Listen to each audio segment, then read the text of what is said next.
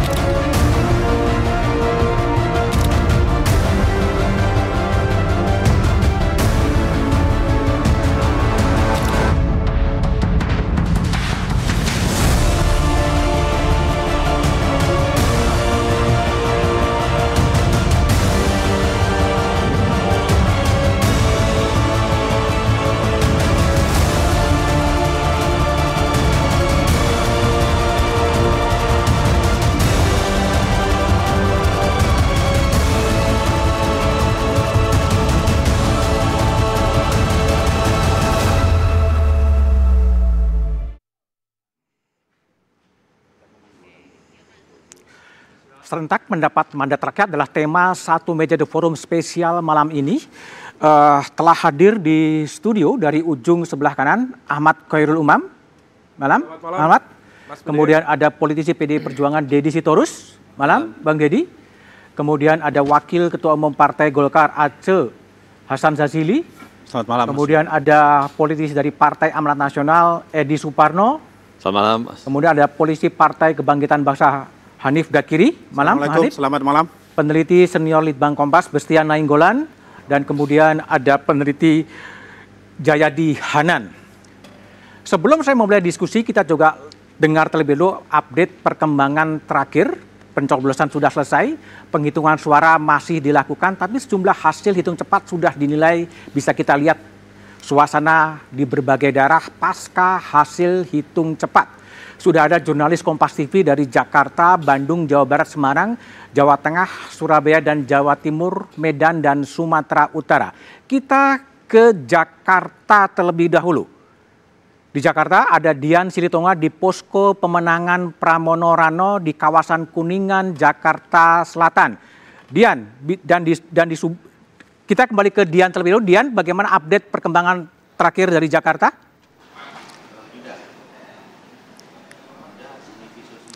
Ya, Mas Budiman, betul sekali bahwa selain mengacu pada hasil penghitungan hitung cepat yang sudah dikeluarkan oleh sejumlah lembaga survei, tapi tim Pramono Anung tidak hanya mengacu pada itu saja, mereka juga melakukan penghitungan suara secara internal dan saat ini masih terus dilakukan.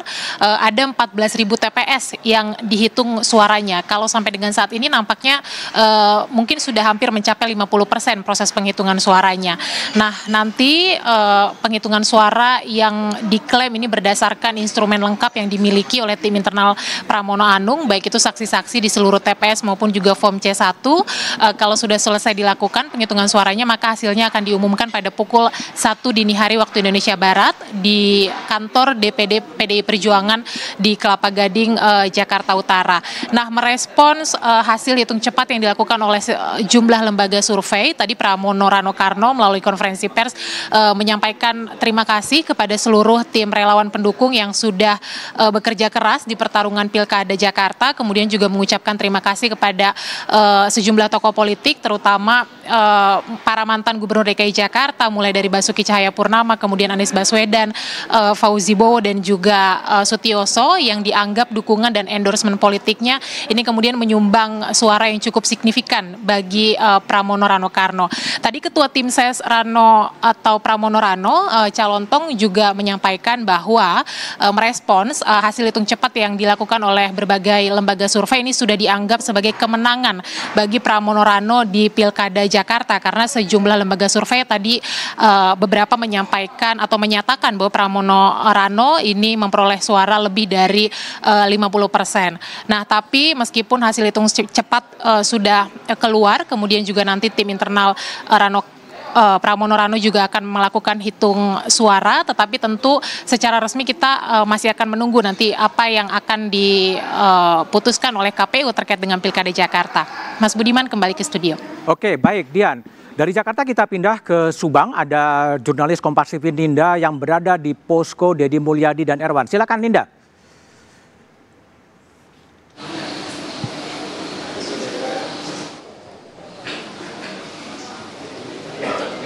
Iya, selamat malam Bu Budiman dan juga saudara. Tentunya saat ini saya melaporkan langsung dari kawasan Kabupaten Subang yang juga merupakan ini adalah posko pemenangan dari calon gubernur Jawa Barat nomor urut 04 yakni Deddy Mulyadi. Hingga malam hari ini masih banyak tamu dan kemudian juga sejumlah relawan datang kemari untuk menemui Kang Deddy Mulyadi, dan langsung saja kita akan berbincang apakah memang ini open house kah atau diundang atau seperti apa. Sudah bergabung bersama kami siapa lagi kalau bukan Kang Deddy Mulyadi. Selamat malam, sampurasun Kang Deddy. Malam, Rampes. Saya hari ini bukan hanya ditemui relawan ya, ditemui oleh Bupati terpilih dari Kabupaten Purwakarta, pasangan Jenjo, ini Om Jen dan Bang Ijo. Dan ini menyempurnakan kebahagiaan saya pada saat ini. Ini sekarang ceria banget nih malam hari ini. Apakah melihat hasil survei yang unggul begitu apa seperti apa? Pertanyaannya kapan sih saya nggak ceria? Saya selalu ceria dalam hal apapun ya. Hari ini adalah keceriaan yang disempurnakan, karena biasanya tiap malam kan keliling nemuin warga, berbahagia di hadapan warga. Ya hari ini minimal malam ini rehat, saya duduk dari tadi nerima orang, dan setiap orang yang datang wajahnya wajah kebahagiaan. Kang, dengan angka sementara saat ini sudah mencapai 60% lebih ya begitu. Apakah ini memang sudah mencapai ekspektasi atau mungkin kurang atau bahkan lebih seperti apa? Kurang, tadinya kan udah bilang 80, tapi ya 60 juga sudah angka terbaik. Yang penting kan bahwa angka ini mengantarkan pasangan Deddy Mulyadi, Erwan Setiawan untuk memimpin Jawa Barat. Lalu setelah ini langkahnya apa lagi yang akan dilakukan oleh Kang Deddy Mulyadi? Ya dari sini melangkah ke belakang, kan besok melangkah ke depan. Jadi saya besok pagi saya udah mulai nanam padi, keliling warga, menyelesaikan berbagai problem warga di Jawa Barat ini. Jadi saya tidak akan pernah berhenti untuk terus dalam setiap hari menyelesaikan berbagai hal yang dihadapi oleh warga. Jadi berbuat kebaikan kan nggak usah nunggu pada saat kita punya kepentingan, tetapi panggilan hati yang harus dilaksanakan dalam setiap waktu. Oke, Kang Deddy, ini kalau kita lihat Kang Deddy ini merupakan sosok yang dikenal sebagai sosok yang suka terjun ke lapangan, menyapa masyarakat kecil, begitu. Apakah karakter tersebut ini akan bertahan hingga seandainya Anda menang menjadi Gubernur Jawa Barat? Dan bisakah Anda yakinkan karakter ini kepada masyarakat seperti apa? Yang pertama, kalau kemarin ada problem, saya hanya bisa menyelesaikan 1, 2, 3 per hari. Tapi kalau hari ini satu problem, satu sampel bisa menyelesaikan dengan ribuan masalah, karena ke depan kan saya punya kebijakan, saya punya alokasi, dan alokasi ini bisa saya arahkan untuk menyelesaikan berbagai problem warga itu. Tetapi di balik itu adalah kebahagiaan bagi masyarakat Jawa Barat. Itu saya berkampanye atau saya berdebat, atau saya menyampaikan visi dan misi, itu berangkat dari kerangka filosofi Sunda yang orang tabu untuk menyampaikan di depan umum. Dan ini adalah spirit bahwa masyarakat Jawa Barat itu menginginkan kepemimpinan Sunda yang bisa menerjemahkan makna Siliwangi, menyayangi sesama secara utuh. Intinya yang terbaik untuk Jawa Barat ya Kang Deddy. Terima kasih banyak atas waktunya telah berbincang secara live bersama Kompas TV. Boleh melanjutkan kembali. Terima kasih Kang Deddy Mulyadi. Itu dia saudara, memang perbincangan kami cukup menarik. Di sini juga selain itu juga nantinya Kang Deddy akan melanjutkan menyapa warga sekitar dan juga para relawan yang hadir di posko pemenangan Kabupaten Subang. Kembali ke studio, Bung Budiman. Oke, makasih Ninda. Wajah kebahagiaan disampaikan oleh Deddy Mulyadi di Subang. Saya tanya pada Deddy Sitorus. Anda bahagia juga melihat hasil Pilkada Jakarta? Bahagia karena nggak ada darah yang tertumpah ya. Oke. Cuma mungkin kalau darah tinggi naik nih. Darah tinggi naik? Iya, karena peserta pemilu itu bukan hanya partai-partai yang ada partai coklat nih yang Partai coklat itu apa? Partai coklat itu polisi dan ASN. Polisi? Ya, jadi kita harus berterima kasih karena pemenang pemilu ini sebenarnya Jenderal Sigit dan Jenderal Tito nih, kalau menurut saya. Hah? Iya, ya itu fakta yang kita temukan di lapangan. Apa yang terjadi? Yang terjadi adalah mobilisasi besar-besaran, instrumen kekuasaan negara, baik itu polisi, baik itu ASN, baik itu kepala desa, lurah. Seperti kita lihat di Medan, penyebaran di Sumatera Utara, penyebaran beras dan uang yang begitu masif. Ada beras 5 kg dengan inisial BN, beras Nusantara. Ini kan jelas sangat terasosiasi dengan salah satu calon, Bobi Nasution gitu ya. Dan itu masif sekali. Tertangkap di Deli Serdang misalnya, termasuk di di Kota Medan ya. Itu yang kerja camat, lurah, dan kalau di sana istilahnya kepling. Kalau kita mungkin RT ya. Jadi itu sebenarnya yang membuat darah tinggi kita naik. Darah tinggi naik. Darah tinggi naik karena apa? Mereka ini kan digaji negara untuk menjalankan undang-undang dan peraturan. Tetapi informasi yang kita terima dari seluruh penjuru negeri, terutama di sekitar 9 provinsi yang sangat penting, yaitu kalau saya tidak salah, indikasi yang kami terima itu ya anak buahnya Pak Sigit, ya Kapolri, lalu anak buahnya Pak Tito itu PJ-PJ dan dinas-dinas itu. Oke. Kalau back ke Jakarta. Kalau soal kalah menang itu soal biasa. Oke, kalau back kembali ke Jakarta. Kalau di Jakarta kita berterima kasih sama ini yang belum datang nih, Pak Ara. Disclaimer Mauras ya, kita sedang menunggu ya, belum datang dari Gerindra. Ya, belum datang. Ya kita berterima kasih karena kesombongannya melempar isu SARA dan sebagainya, akhirnya justru berbalik tuh, bisa bertahan. Yang tadinya memang sudah unggul sekitar 4% ya, antara 2 sampai 4%. Kemudian hasilnya yang ada sekarang di kamar hitung kita itu antara 52 sampai 53%. 52, 53. Ya, dan kami melihat nih ada upaya membangun narasi bahwa ini akan 2 putaran gitu. Baik, Kang Aceh Hasan Jazili, gimana kalau dari prediksi Golkar soal Jakarta ya, kita ngomong Jakarta, RK sesuai dengan prediksi dari Golkar? Iya, pertama tentu kita perlu menyampaikan terima kasih kepada seluruh rakyat Indonesia yang telah memilih calon kepala daerahnya yang akan memimpin mereka 5 tahun ke depan. Dan saya kira ini sebuah tradisi demokrasi yang baik ya. Walaupun mungkin kita punya catatan atas berbagai mekanisme pemilihan kepala daerah ini. Yang kedua, bagi kami tentu apapun hasil dari pemilu ini tentu harus kita hormati karena kita semua telah melalui proses itu cukup panjang. Dan khusus terkait dengan Jakarta, saya kira dari berbagai lembaga survei telah menunjukkan bahwa masih dalam batas margin error apakah akan putaran pertama atau putaran yang kedua gitu ya. Dan tentu kita harus hormati itu juga karena saya kira semua lembaga survei juga sudah melakukan disclaimer atas kasus Jakarta. Jadi ya kita harus menunggu hasil real count-nya. Hasil real count terakhir. Dan itu harus kita hormati terhadap hasil real count tersebut.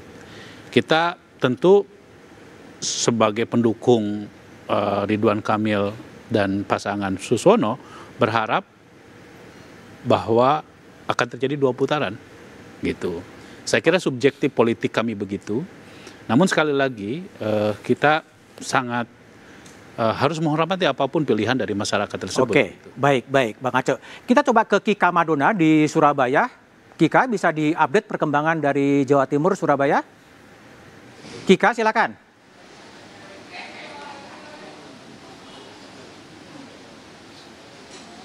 Kika, silakan. Juga saudara, pesta demokrasi sudah berlangsung sejak pagi tadi dan kita juga masih menikmati dan juga menunggu bagaimana real count atau rekapitulasi surat suara yang juga kemudian didulang dari Pilgub Jawa Timur yang untuk pemungutan surat suaranya ini juga sudah dilakukan sejak pagi hari tadi. Masing-masing calon gubernur, calon wakil gubernur Jawa Timur juga sudah menggunakan hak pilihnya. Dan hari ini kita juga malam hari ini kita juga sudah bisa mendengarkan bagaimana hasil perhitungan cepat dari sejumlah lembaga survei termasuk juga dari Litbang Kompas yang kalau informasi yang kami dapatkan terbaru sudah masuk datanya 98%.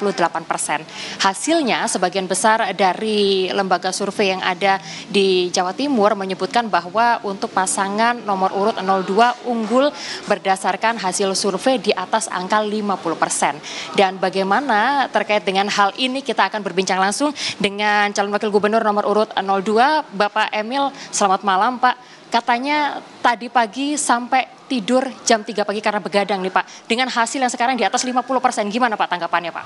Ya, sekali lagi pesan dari Bu Hovifah, kita menghormati proses perhitungan resmi. Namun tentunya setiap fase dan progres kita syukuri. Jadi quick count ini memberikan kita sebuah motivasi, semangat, tapi juga kita tidak boleh euforia ya. Kita harus menghormati proses perhitungan rekapitulasi suara. Namun kita juga ada data center sendiri yang diisi datanya dari saksi-saksi resmi yang sesuai dengan aturan KPU menggunakan basis form rekapitulasi TPS. Dan alhamdulillah sejauh ini sudah lebih dari 75% data yang masuk. Angkanya tidak terlalu berbeda, selaras lah lebih tepatnya. Ini angkanya selaras dengan angka quick count. Berapa nih Mas, berapa persen kalau untuk dari data internal? Tadi sih sekitar 58-59 ya. Mas tadi disampaikan bahwa tidak euforia terlebih dahulu menunggu dengan hasil rekapitulasi resmi dari KPU Jawa Timur. Apa mungkin yang akan dilakukan terhadap para relawan juga kemudian para pendukung untuk mengawal dari hasil pemilihan Gubernur Jawa Timur ini? Ya, tentunya kita harus mengawal rekapitulasi di tingkat desa, kecamatan, kemudian juga kabupaten, hingga akhirnya di KPU Provinsi.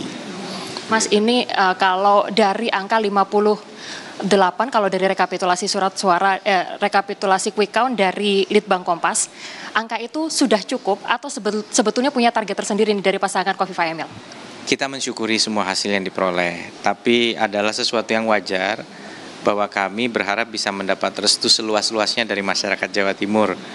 Jadi semakin banyak semakin baik. Namun demikian kami tetap mensyukuri angka yang diperoleh ini adalah angka yang memiliki selisih yang sangat signifikan.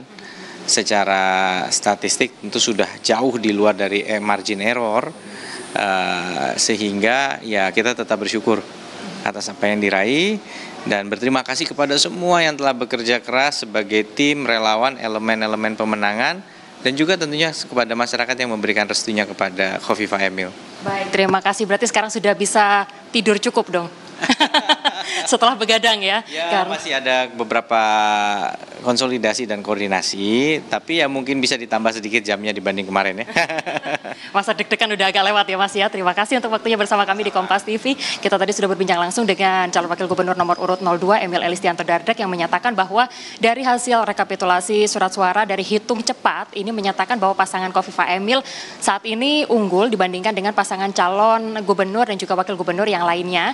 Di mana kalau kita melihat bagaimana kontestasi pilkada di Jawa Timur ini cukup menarik karena ketiga pasangan calon gubernur dan juga calon gubernur Jawa Timur ini adalah perempuan, baik itu Lulu Nur Hamidah, lalu juga Khofifah Indar Parawansa dan juga Tri Risma hari ini telah berkontestasi dalam pemilihan gubernur Jawa Timur yang tentunya kita masih akan menantikan bagaimana rekapitulasi resmi yang saat ini dilakukan oleh KPU Jawa Timur. Kita masih menantikan bagaimana hasil untuk perhitungan resmi pilkada Jawa Timur.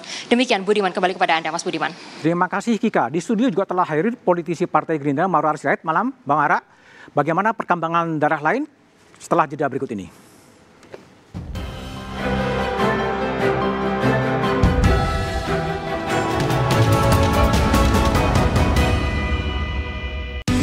27 November 2024, Indonesia menyelenggarakan pemilihan kepala daerah serentak terbesar sepanjang sejarah. Lebih dari 500 daerah akan menentukan pemimpinnya untuk 5 tahun mendatang. Apa harapan yang bisa dibawa dari para pemimpin baru ini untuk mengatasi berbagai problem di daerahnya? Simak pembahasannya dalam Satu Meja, spesial Pilkada 2020. Gimana Jakarta, RK, dan kemudian Mas Pram, dalam posisi seperti ini, hitung-hitungan Anda seperti apa sebetulnya? Dua putaran? Kedua yang menang RK. Ini sesuai dengan prediksi Anda? Ya, saya sudah sampaikan waktu survei indikator.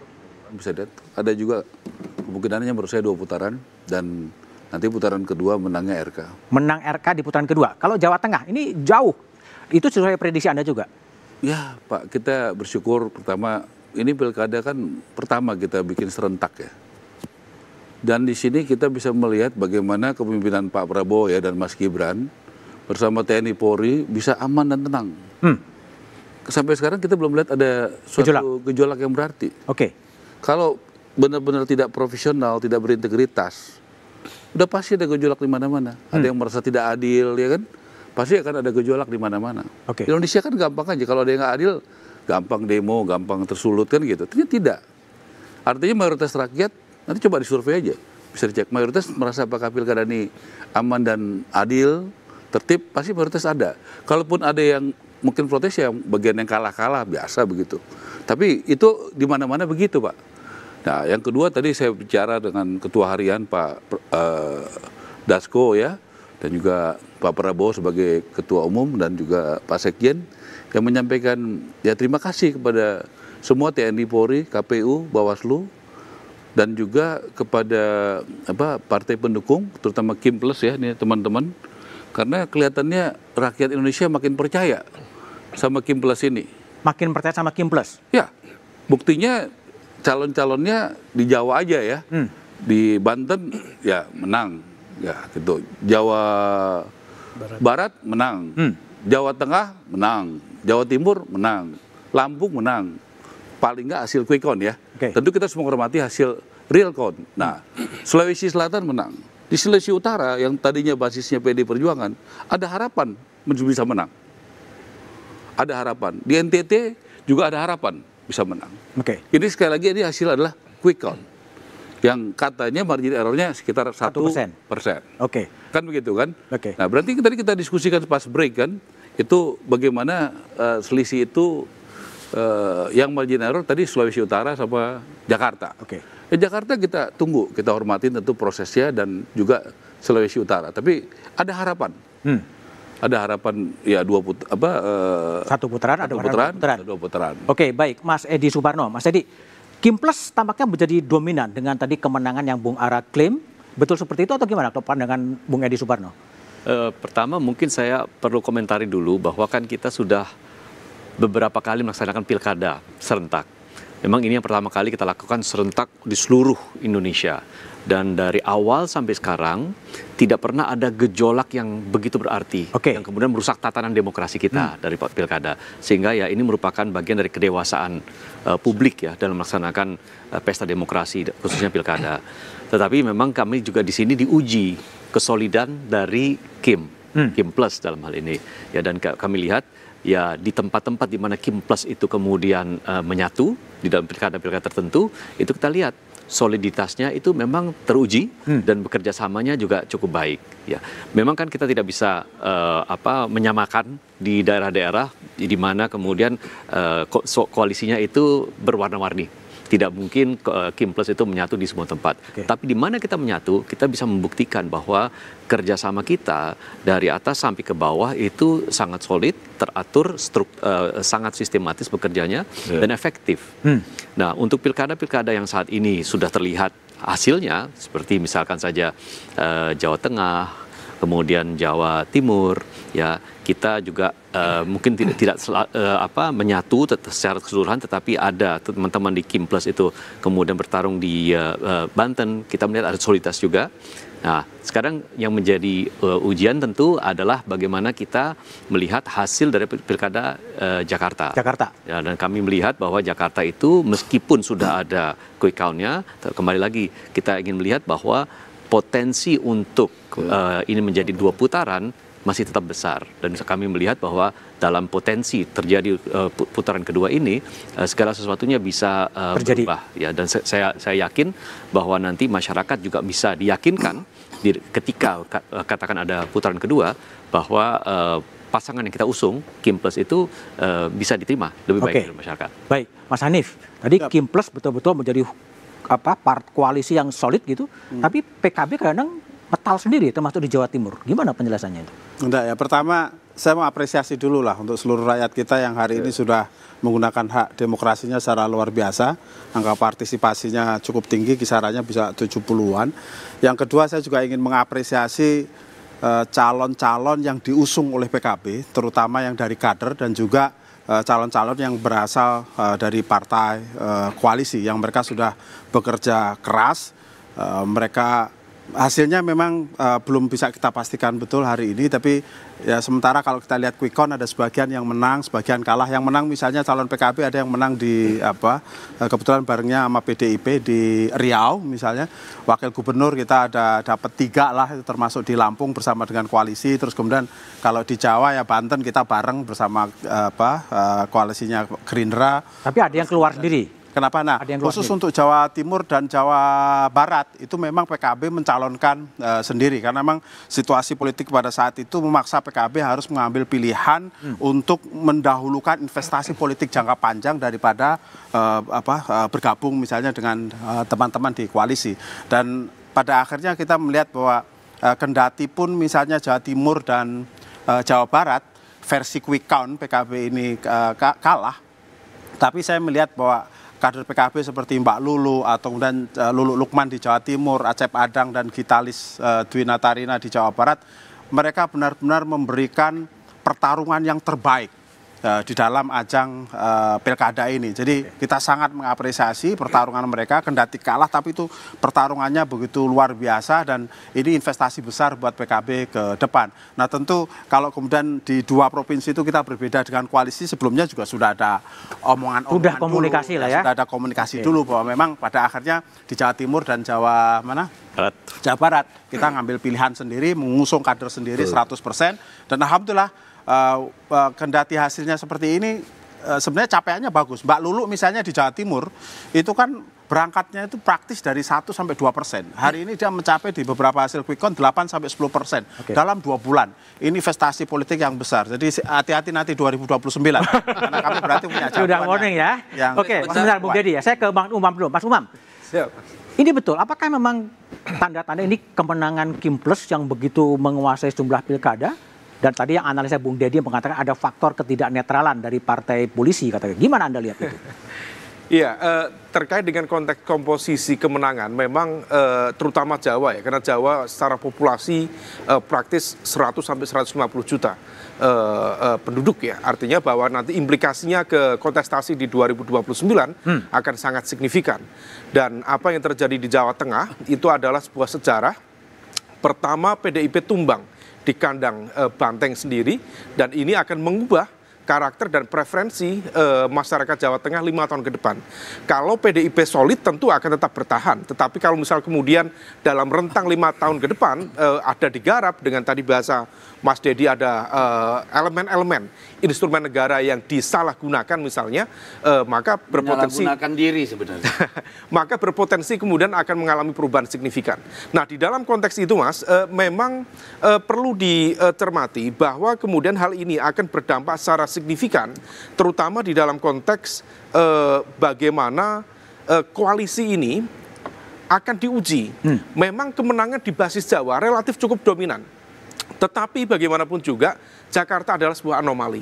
Bahwa kemudian dalam konteks ini apa yang terjadi di Jakarta, Pramono Anung, kemudian Rano Karno ternyata menang, saya pikir itu di luar kalkulasi. Karena bagaimanapun juga basis koalisi yang sangat besar, hampir 80%, ternyata dengan perolehan yang praktis 40%, maka dari awal semacam optimisme yang begitu besar, tetapi kemudian berakhir tidak begitu optimal. Dan tentu elemennya, faktornya cukup beragam, mulai dari barangkali ada semacam kawin paksa di mana ada elemen-elemen kepentingan dari partai-partai politik pengusung yang tampaknya kurang begitu terakomodir. Dan itu saya pikir nanti bisa dikonfirmasi Mas Besti, Mas Jayadi, bagaimana split ticket voting dalam konteks dukungan dari partai dengan basis pemilih loyalnya terjadi di beberapa partai pengusung di KIM itu sendiri. Dari saat yang sama, saya pikir keputusan Bu Mega, barangkali ini basisnya insting politik yang juga cukup matang ya, menempatkan nama Pramono di Jakarta, ternyata terbukti tepatnya. Karena bagaimanapun juga Pak Pramono juga memiliki kedekatan yang sangat personal dengan Pak Jokowi, dengan Pak Prabowo, sehingga kemudian kode-kode yang kalau misal tadi dalam merujuk, sekali lagi, bahasa Mas Dedi, ada yang kemudian digerakkan di level Jakarta, ada istilah dalam terminologi Jawa, tego larane ora tego patine. Oke, jadi baik. Barangkali dalam konteks ini juga Mas, tidak tolong begitu sampai. artinya apa itu, Mas? Artinya Rajin-rajin bakar sampah. Ya. tega sakitnya tapi Tidak tega matinya. Membunuh atau matinya. Oke. Artinya dalam Saya konteks kira ini bukan faktor itu ya, Jakarta. artinya beda, dalam saya konteks kira. ini Nggak menjadi semudah elemen-elemen yang tercover. Oke, saya berikan ke Bung Dedi. Tadi ada sinyalemen Mas Umam bahwa PDIP tumbang di kandang banteng di Jawa Tengah. Gimana Anda menjelaskan itu? PDIP tumbang di kandang banteng. Kalau ngelawan negara pasti tumbang, Pak. Melawan negara? Melawan negara pasti tumbang. Jadi Itu kan gini, partai politik itu. ini sudah dibicarakan secara resmi. Di Komisi 2 kita mengorek dan itu diakui, bahkan diakui Bawaslu bagaimana PJ bergerak sampai lurah dan RT Kepling kalau di Sumatera Utara. Itu sudah dibicarakan secara resmi. Juga di Komisi 2 sudah diangkat bagaimana oknum-oknum polisi, ini anak buahnya Kapolri ini, bekerja di mana-mana menjadi kontestan pemilu ilegal. Bahkan akhirnya MK mengeluarkan putusan yang mempidanakan mereka kalau sampai ketahuan. Nah, jadi begini, kita harus berterima kasih kepada partisipan pilkada ini, para calon, tim kampanye, kader-kader partai dan rakyat tentunya. Sehingga nggak ada darah yang tumpah di Republik ini. Kan begitu. Tapi kita harus bilang sama polisi, sama ASN, hei kalian tuh dibiayai negara untuk menjaga aturan dan konstitusi. Karena kalau praktek ini diteruskan, negara ini mau jadi apa? Kita ini tidak ada keributan bukan karena hebatnya TNI Polri, Pak. Tapi rakyat kita semakin dewasa. Partai politik makin dewasa, yang nggak dewasa ini yang punya kekuasaan, Pak. Karena itu sangat telanjang. Dan rakyat silakan lihat di berbagai media sosial di bawah bagaimana mereka bilang, suka-suka lu lah. Suka-suka lu lah. Daerah seperti Sumatera Utara kurang telanjang apa? Wakapolda, PJ, sampai kemarin tuh yang namanya PJ itu masih ngumpulin ASN. Patuh dan taat. Di Kapuas, di Kalimantan Tengah masih. Bansos sampai di semua provinsi, di semua kabupaten dan kota di Sumatera Utara telanjang, tidak ada apa-apa. Jadi ini adalah kedewasaan politik yang tidak dewasa instrumen negara. Makanya tadi saya bilang yang menang dalam pemilu ini nggak usah angkat dada. Mau itu KIM, mau itu calon, terutama di Sumatera Utara, di Lampung, di Banten, ya, di Jawa Tengah, di Jawa Timur, itu semua kita sama-sama tahu. Nggak usah jadi orang munafik, saya nggak suka. Ya, jadi itu sudah sangat telanjang. Kita mau bilang apa? Dan anomalinya sangat jelas. Ambil contoh Banten. Itu 1 minggu sebelum coblosan itu 77% versi LSI elektabilitas Airin. Di 30-an% itu Andra Soni. Secara logika politik, kecuali ada kejadian luar biasa, orang waras nggak akan terima Airin bisa sampai segitu. Itu sangat tidak masuk akal. Siapa yang bergerak? Kalau yang kami terima yaitu tadi parcok itu. Parcok ya. Nah, di luar itu saya kira ini persoalannya lagi ya di kita kalau menurut saya. Rusaknya ini karena yang digunakan itu tidak saja money politik, tidak saja pengerahan aparatur negara, tetapi juga intimidasi dan ancaman. Di Sulawesi Utara itu sangat kencang. Bahkan kader partai dilarang. Ya, pasang spanduk, kampanye itu terjadi. Di Jawa Tengah lihat saja, hampir semua baliho, spanduk dari Andika dan Pak Hendy itu ditumbangin, Pak. Oke, baik Bung Dedi. Jadi apa yang terjadi sebetulnya di berbagai daerah? Kita coba lihat nanti dengan Jayadi Hanan dan Bestian setelah jeda berikut ini.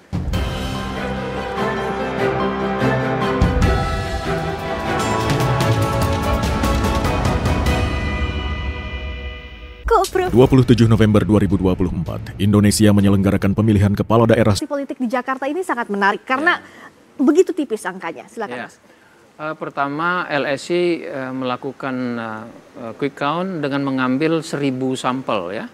Dan kalau kita lihat di sini data masuk sudah 100%, artinya semuanya sudah ada. Dari 1.000 sampel TPS ya yang kita ambil itu berdasarkan jumlah suara sah yang ada, maka margin of error dari quick count ini 0,54%. Oke, sangat tipis ya, 0,54. Sangat tipis ya, tidak sampai 1. Jadi itu penting nanti untuk menentukan apakah mungkin 1 putaran atau 2 putaran. Nah kalau kita lihat di sini hasilnya adalah pertama RK Suswono memperoleh angka 39,29%, Dharma Pongrekun itu memperoleh 10,61. Ini agak luar biasa, di luar perkiraan. Ya, karena sampai 10% ya? Ya, di seluruh survei itu paling 5-6, ternyata di atas 10%. Kemudian Pramono dan Rano itu memperoleh angka 50,1% ya. Nah, paling tidak ada 2 hal yang bisa kita lihat di sini. Satu, jelas bahwa Pramono Rano unggul atas RK Suswono. Karena jaraknya kan signifikan ya. Sekitar 11%-an jaraknya. Jadi jelas itu unggul. Tetapi di Jakarta itu ada ketentuan kedua ya, yang dia nyatakan menang adalah yang memperoleh angka 50% atau lebih, 50% lebih dari jumlah suara sah. Artinya 50 plus 1 minimal. Plus 1 bukan 51% Betul, ya. tapi 50 plus 1. Minimal 50 plus 1. Sesuai dengan Undang-Undang DKI Jakarta. Nah, bagaimana cara kita menentukan apakah mungkin 1 putaran atau 2 putaran? Maka kita lihat margin of error. Oke, tapi kalau dengan margin of error ini kan artinya masih ada kemungkinan antara 1 atau 2 putaran. Betul, itu, artinya kita bagaimana cara menghitungnya? Kita fokus di angka 50,1 ini. 50,1 ini kan angka absolut yang diperoleh sekarang, tetapi realnya kita nggak tahu berapa. Realnya itu berada dalam rentang 50,1 dikurangi 0,54 sampai dengan 50,1 ditambahi 0,54. Jadi rentang suara Pramono Rano itu sebetulnya adalah antara 49,58 sampai 50,64. Nah, di mana sebetulnya suaranya itu? Kalau ternyata di real count nanti ada di atas 50, kan ada antara 50 sampai 50,64. Kalau rentang suaranya di situ berarti 1 putaran. Kalau hasil quick count, hasil real count KPU. Tapi kalau ternyata hasil perhitungan KPU itu nanti 49,8 sampai dengan 49,9999, maka itu berarti 2 putaran. 2 putaran nanti. Ya, jadi dengan begitu saya harus mengatakan bahwa kalau ditanya, lalu yang mana yang lebih mungkin? 1 putaran atau 2 putaran? Ya, dua-duanya mungkin. Masih sangat mungkin, karena masih dalam rentang margin of error ini. Dan disclaimer-nya adalah ini hasil hitung cepat. Kita masih harus menunggu real count atau hasil hitung resmi perbedaan dari KPU. Utama antara hasil hitung cepat dengan real count itu adalah di margin of error itu. Di sini ya, di rentang ini. Oke, kita sekarang berikutnya akan lihat soal sebaran suara, Mas Jayadi.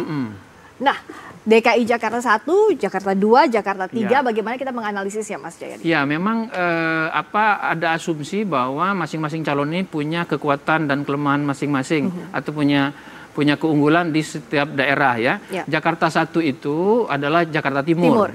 Jakarta Timur itu memang PKS yang menjadi basis dari RK Suswono antara lain itu memang cukup kuat. Tetapi PDI juga kuat yang menjadi basis dari Pram Rano. Nah, kalau kita lihat di sini di Jakarta Timur Pram Rano unggul meskipun tidak sampai 50%.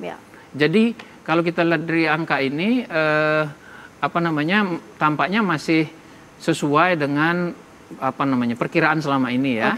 Kemudian di Jakarta 2, ini pusat dan selatan. Jakarta 2 itu pusat dan selatan. Biasanya di pusat kalau berdasarkan survei-survei sebelumnya, Pram Rano cenderung lebih unggul. Tetapi di selatan RK Suswono yang cenderung lebih unggul. Nah, kalau digabungkan itu Pram Rano masih unggul 51,92%. Ya. Kemudian Jakarta 3 itu Jakarta Utara, Jakarta Barat, dan Kepulauan Seribu.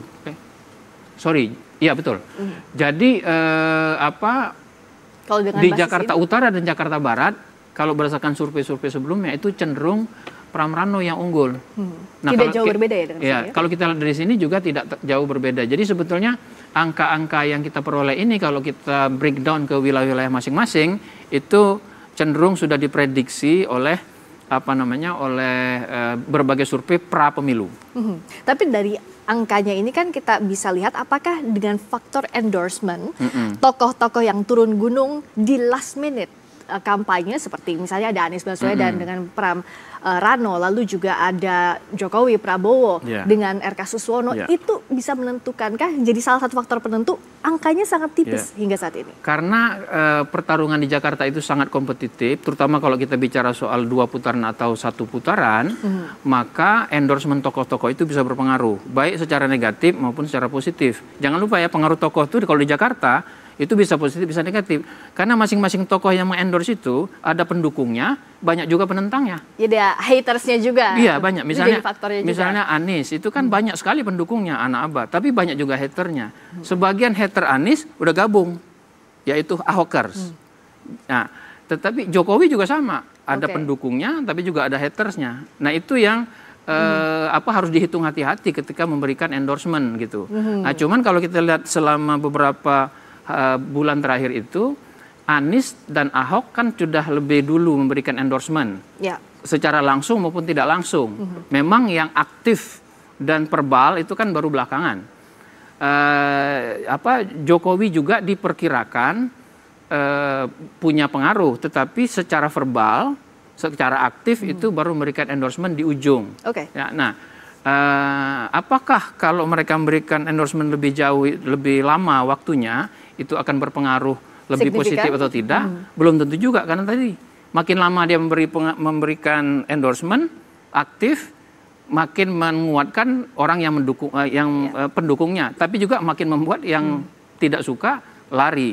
Jadi karena itu ada banyak faktor lain selain endorsement yang harus dihitung. Faktor utamanya adalah satu, basis. Yang kedua adalah tokoh-tokoh yang bertarung itu sendiri. Basis tokoh-tokoh yang bertarung atau figur itu juga menentukan. Tapi kita masih harus menunggu, sekali lagi disclaimer-nya, kita masih harus menunggu hasil hitung resmi dari KPU. Tapi tentu saja kita bisa membaca kemana dan juga apa saja kemungkinan tahapan Pilkada Jakarta setelah ini, membacanya berdasarkan Undang-Undang Pilkada DKI Jakarta tadi ya, pasal 11 ayat 1 dan 2. Akan diulas lebih dalam lagi bersama Mas Budiman, silakan. Oke, thank you Friska. Kang Aceh, tadi kalau lihat Jakarta itu close to call ya, tidak berarti orang yang menentukan 1 putaran atau 2 putaran. Bacaan Anda, ini faktor yang paling berpengaruh, termasuk endorsement dari Pak Prabowo lewat surat, kemudian Pak Jokowi lewat saya di RK, atau faktor apa yang membuat situasi Jakarta menjadi seperti ini? Iya, saya kira yang harus kita hargai adalah kerja keras dari seluruh kader-kader partai, ya, para relawan yang memang telah berjuang untuk kemenangan Pak RK dan Pak Suswono. Ya. Kami berkeyakinan bahwa jika pilkada ini 2 putaran, maka Pak RK insya Allah akan mengungguli. Meskipun gapnya sekarang 10%. Kan kita juga bisa melihat, ya, salah satu yang menurut saya juga penting untuk dibaca adalah, saya tidak tahu, tadi mungkin aspek partisipasi dari 69. Ini kan sesuatu yang juga harus dibaca. Biasanya DKI Jakarta dalam konteks tertentu biasanya bisa cukup besar ya, sekitar antara 70 sampai 80% ya. Nah, ini juga potensi bagi masyarakat yang memang menginginkan supaya belum tentu mereka menggunakan hak pilihnya. Ini potensi yang bisa kita maksimalkan. Yang kedua adalah kita juga bisa melihat background dari para pemilih pasangan nomor 2, ya, dan kami meyakini kalau itu bisa dimaksimalkan potensi yang kami miliki, maka kita ngeruk kemenangan gitu ya. Nah, soal endorsement, ya saya kira Pak Jokowi jelas ya, beliau punya pengaruh yang cukup kuat, dan itu bagaimanapun harus kita lihat bahwa Pak RK juga dalam posisi di mana beliau seorang Gubernur Jawa Barat gitu ya, pindah ke DKI, tentu memerlukan proses konsolidasi yang cukup kuat, dan dengan suara yang seperti ini, menurut saya memang perlu kerja keras buat kita untuk bisa memastikan bahwa beliau nanti kalau 2 putaran kita bisa memenangkan pertarungan tersebut. Nah, poin pentingnya bagi kami adalah bahwa di DKI Jakarta ini pertarungan masih belum selesai. Masih belum selesai? Masih belum selesai. Oke. Baik, kalau Bung Ara, ini Pak Jokowi sudah mengendorse Pak Ridwan Kamil, kemudian menjelang masa tenang, kemudian Pak Prabowo juga bikin letter untuk mengendorse Ridho. Ini dua faktor presiden dan mantan presiden yang kemudian membuat situasi menjadi seperti ini, atau ada faktor lain sebetulnya? Saya rasa Jakarta itu kan kelas menengahnya lumayan. Kelas menengahnya lumayan? Ya, objektivitas, rasionalitasnya. Ya. Kalau nggak salah zaman Orde Baru sekalipun dulu, kalau saya nggak salah ingat ya, P3 pernah menang ya? P3 pernah menang zaman Orde Baru. Jadi betul ya Mas Jayadi ya. Jadi itu sesuatu yang harus dihargai Pak. Jadi independensi orang, apalagi di zaman sekarang sosmed ya. Jadi ya semua orang memantau gitu. Dan ini menurut saya adalah hasil yang terbaik ya, yang saya tadi masih cek dari semua jaringan, dan ya aman-aman aja di Jakarta. Dan ya memang kita harus belajar ya, jadi sportivitas menerima. Kalaupun nanti kita belum berhasil, tim di Jakarta ya harus sportif, harus bisa menerima gitu kekalahan ya dengan lapang dada gitu. Pak Prabowo kalah pilpres berapa kali bisa nerima kok lapang dada ya. Tapi waktunya memang dia dikasih kesempatan sama rakyat dan Tuhan menang ya dia bisa juga. Kerjakan. Jadi menurut saya semangat itu harus ditumbuhkan, negarawan itu harus betul-betul dijalankan. Dan Jakarta kan potret ya, dan kita tunggu aja deh, hasilnya kan masih berproses. Dan saya rasa semua juga bisa kumpulin C1 ya, semua punya saksi. Jadi kita lihat aja ya, lihat datanya, sampai 16 Desember. bagaimana proses-proses itu bisa dilihat. Dan itu memang benar tadi, partai pendukungnya Ridwan Kamil sekitar 80% ya? 70-an ya? 78. Tapi kan hasilnya 40%. Saya sepakat itu, karena memilih, ini bukan milih partai. Milih orang? Kayak seperti di Jawa Barat tuh, itu PDI Perjuangan itu pileknya 2024 itu lebih tinggi daripada suaranya JJ. JJ kan kalau nggak salah paling nggak sampai 10% ya. Jadi memang begitu gitu. Kita juga bisa mengalami di Jakarta seperti itu, tapi di tempat lain juga bisa begitu gitu. Karena beda sekali milih partai dan milih figur gitu.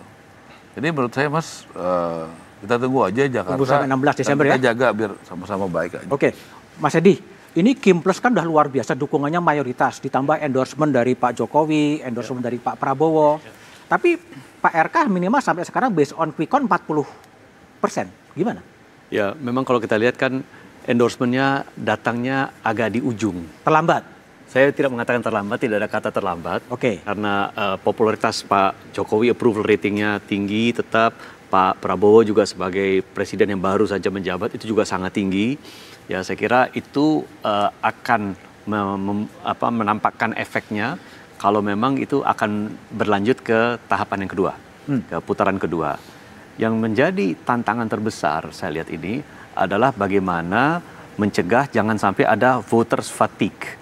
Jadi pemilihnya itu lelah untuk kembali. Voter fatigue. Jika terjadi putaran kedua, challenge terbesar adalah bagaimana menggerakkan agar masyarakat tetap memiliki partisipasi yang tinggi untuk tetap memilih. Dan itu saya rasa selain memperebutkan, katakan saja ceruk dari pasangan calon nomor 2, ya itu juga kita harus tetap berupaya untuk bagaimana tetap menggerakkan agar masyarakat memilih. Apalagi di Jakarta masyarakatnya sangat rasional dan sangat sibuk dengan kesehariannya, ya mungkin memilih kembali di dalam pilkada itu bukan menjadi prioritas utama. Baik. Itu harus disadari. Jakarta sangat rasional. Saya ke Bestian. Betulkah bahwa warga Jakarta itu rasional? Kalau based on dari penelitian quick count-nya Litbang Kompas, partisipasi politiknya cukup rendah ya. Ya, kalau bicara tentang rasionalitas pemilih, itu kan bisa dilihat dari berbagai macam penilaian. Tapi kalau saya langsung saja melihat bagaimana pilihan-pilihan orang itu bersandar atau tidak terhadap variabel-variabel tertentu. Misalnya satu partai politik, tadi sudah kita diskusikan banyak di sini Mas Budiman. Tapi percaya atau tidak, ketika kita melihat hasil exit poll di Jakarta, memang benar bahwa dalam pilkada kali ini di Jakarta, Kim sudah cenderung memilih kepada Pak RK. Hanya proporsinya itu tidak mencapai seperti PDIP. PDIP sangat kuat sekali di Jakarta maupun di Jawa Tengah. Itu mencapai sampai 60-70% loyal pada apa yang menjadi pilihan partai. Kemudian yang kedua, di sini bicara tentang political endorsement tadi disebut-sebut juga. Harus diakui di sini hasil exit poll menunjukkan bahwa yang rekomendasi Pak Jokowi maupun Pak Prabowo di Jakarta itu hanya 52%. 52%. Nah, sementara kalau memiliki kedekatan dan percaya pada Ibu Mega, 80% memilih Pak Pramono. Kemudian Pak Anies itu 60% yang percaya pada Pak Anies itu memilih, 60% memilih kepada Pak Pramono. Pak Ahok 66,7%. Nah, dari sini kan terlihat bahwa benar rasionalitas itu ada, tetapi di sisi lain kedekatan-kedekatan juga referensi politik itu juga mempengaruhi terhadap pilihan orang di Jakarta ini. Nah, kita ketahui di dalam pemilih, ya kita tahu bahwa ada unsur etos, ada unsur logos, ada juga unsur patos di situ semuanya, kedekatan emosional, kalkulasi politik, rasionalitas, kemudian juga kredibilitas, ini semuanya bercampur menjadi satu. Tetapi fakta menunjukkan juga bahwa faktor-faktor yang bersifat emosionalitas itu masih kuat di Jakarta. Dari quick count Anda, bisa memperkirakan ini 1 putaran atau 2 putaran? Kalau hasil saat ini menunjukkan secara tegas bahwa kami 49,49% Pak Pramono dan Rano Karno menang, unggul dibandingkan dengan Pak RK dan Suswono yang 40,02%. Ini sudah mencapai 100%. Tapi apakah ini akan berlanjut kepada putaran kedua ataukah putaran 1? Saya pikir sama seperti apa yang LSI katakan tadi. Ya, kami tidak terlalu melihat ini menjadi sebuah keputusan final walaupun menantang. Walaupun menantang. Karena di dalam margin of error yang telah disebutkan tadi, LSI sangat kecil, 0,5. Sementara kami 1%, menunjukkan posisi masih ada dalam batas rentang. Semua masih dalam batas margin of error. Tapi sebenarnya bagaimana analisa di daerah lain dengan Teh Priska setelah jeda berikut ini?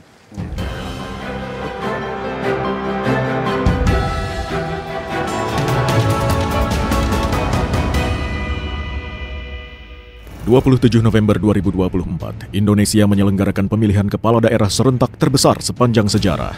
Lebih dari 500 daerah akan menentukan pemimpinnya untuk 5 tahun mendatang.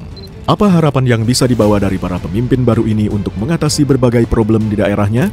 Simak pembahasannya dalam Satu Meja, Spesial Pilkada 2024. Rabu 27 November, Spesial Pilkada 2024. Rabu 27 November, pukul 8:30 malam. Live di Kompas TV. 27 November 2024, Indonesia menyelenggarakan pemilihan kepala daerah serentak terbesar sepanjang. Anda masih menyaksikan Satu Meja The Forum, spesial Pilkada 2024 bersama saya Friska Clarissa dan juga Bestian Nainggolan, peneliti senior Litbang Kompas. Nah, yang menarik juga menyambung perbincangan tadi bersama Mas Budiman dan para narasumber adalah pemengaruh pilihan. Yang ada datanya di depan kita ini adalah exit poll, betul ya Mas Bestian ya, untuk di Pilkada Jakarta. Bisa dijelaskan pengaruh para tokoh ini? Ya. Baik Friska, jadi ini adalah hasil exit poll yang baru saja kami tuntaskan dan dari sini bisa terlihat sebenarnya seorang tokoh akan seberapa banyak dia, para pemilihnya sesuai dengan apa yang menjadi rujukannya. Dari pertama kita lihat Anies Baswedan.